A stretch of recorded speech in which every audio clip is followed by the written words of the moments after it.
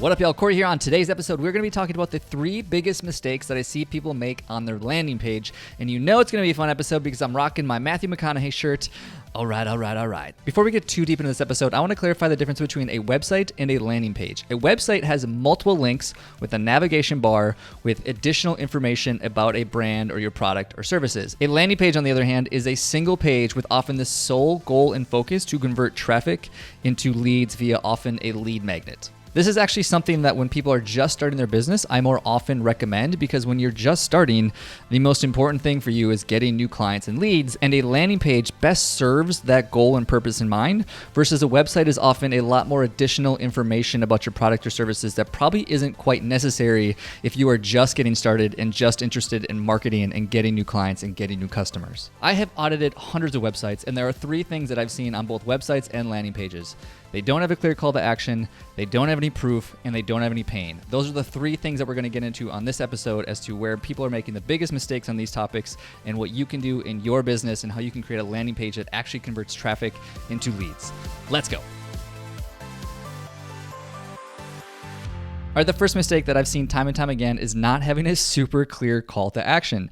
People are really good at talking about their services and what they can offer and how they can help and all the benefits and the widgets, but they're not great about making it clear as to what do you want people to do. And the best place to do this is at the very top of a website. There should always be a button, whether it's a website or a landing page, that has a very clear, this is where I want you to click, and this is what I want you to do, and this is how it's beneficial. 3 things you must always answer when somebody lands on your website or landing page. It's what do you do, what problem do you solve, and number 3, what action do you want them to take? I've seen far too many websites that completely miss the step of having a very clear call to action, both at the beginning of a website and also, again, often at the end of a website or even throughout the website on multiple locations. Try to narrow it in on one specific goal and one specific call to action. If you have too many buttons throughout the site, people get overwhelmed and confused and they're not really sure what they should click, especially on a landing page. So that's the very first thing, is to make sure you have a very clear and singular focused call to action on your landing page. Just to give you a really simple example that I used with a client recently is that it was a physical therapy practice. And so at the top of the page, they had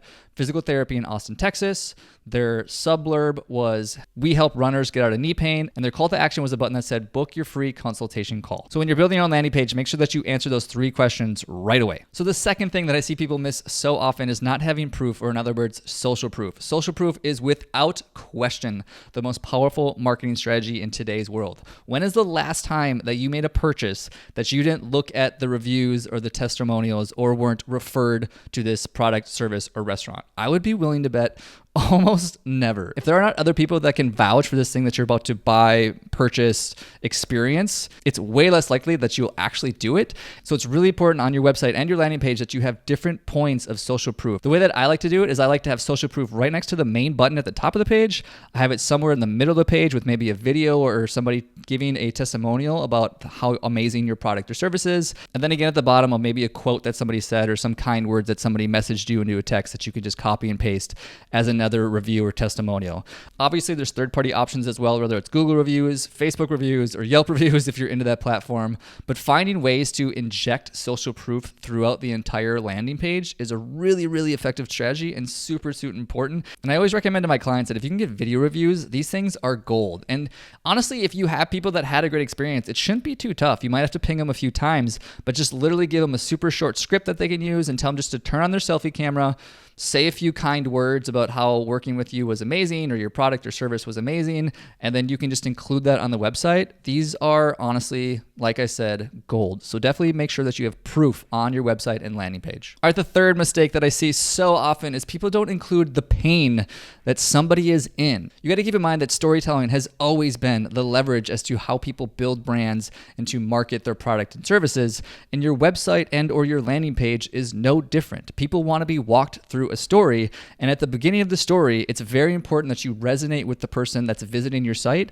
on some level, basically showing that you understand their pain and their challenges. Far too often, I see people jump into, again, the benefits and the certifications and the widgets and how amazing their product and service is, and those things are important, but not right up front. At first, you want to acknowledge somebody's pains. You want to show that you understand where they're at, what they're struggling with, and you do this with a very short blurb, usually just right under the hero section, basically talking about the words or the language that they're using using to describe their current challenges or pain point. Just to give you guys an idea or example, if you look at any of the landing pages or websites that I built, you'll often see that right under the hero section, there's usually a little bit of a blurb about those exact things of like understanding their challenges with a photo next to it that makes sense for whatever the blurb is talking about. And that's the best place to start because nobody cares how much you know until they know how much you care. I wish I said that myself, but that's actually a quote by Teddy Roosevelt, and I fully believe it, is that you have to show empathy. You have to show that you care. I actually just recently wrote a newsletter about this exact topic, is that the most powerful sales and marketing strategies is empathy. It's to actually care about the person, and the way that you show that you care about this person is talking about their pain and showing that you understand them before you go to offer all these amazing things that we already know that you can do for them. And so that's the third biggest mistake that I see, is they don't talk about people's pain points. They talk too much about their widgets and their benefits and all the amazing things that they do. And so just as a final recap of those three biggest mistakes that I see is number one is not having a super clear call to action, especially at the top of the page and the bottom of the page. The second thing is missing out on social proof that you probably already have. I'm sure you've already helped people and you can include this social proof in your site, whether it's next to the button, in the middle of the page, using quotes, using videos, using even reviews and copy and pasting different 5-star reviews that you've gotten, whether it's through Facebook or Google or Yelp. And the third mistake that I see so often is not talking about somebody's pains or challenges. Make sure that your landing page or your website is walking somebody through a story. It's showing them that you understand their pain and that you are ultimately the solution, or this guide or whatever it is that you're offering is the solution to this pain or the problem. I hope this is helpful. I obviously do website design and development for a service. And so if there's something that you need help with, or you want me to look at your website personally, I'm happy to check it out and to give you a custom audit for your website and your situation. Hope this is helpful. All right, guys, talk to you soon. Peace. Hey friend, thanks for listening to the show, and if you have any feedback for me about the show or any other guests that you'd want to see in the show, definitely shoot me a message. I love engaging with my audience and figuring out how I can provide the best value possible to the people listening to this show. Before you go, I only have one ask of you, and that would be to check out my 3 Tips Tuesday newsletter. It's 3 marketing tips every Tuesday specifically for the health and fitness entrepreneur to help them attract new leads. If you press the link in the description, it'll take you directly to the archive of all my previous newsletters, and you can decide for yourself if it's something for you. If you end up finding it helpful, you can just sign up for the newsletter and you'll get it in your inbox every Tuesday. Thanks again, and keep hustling, my friends.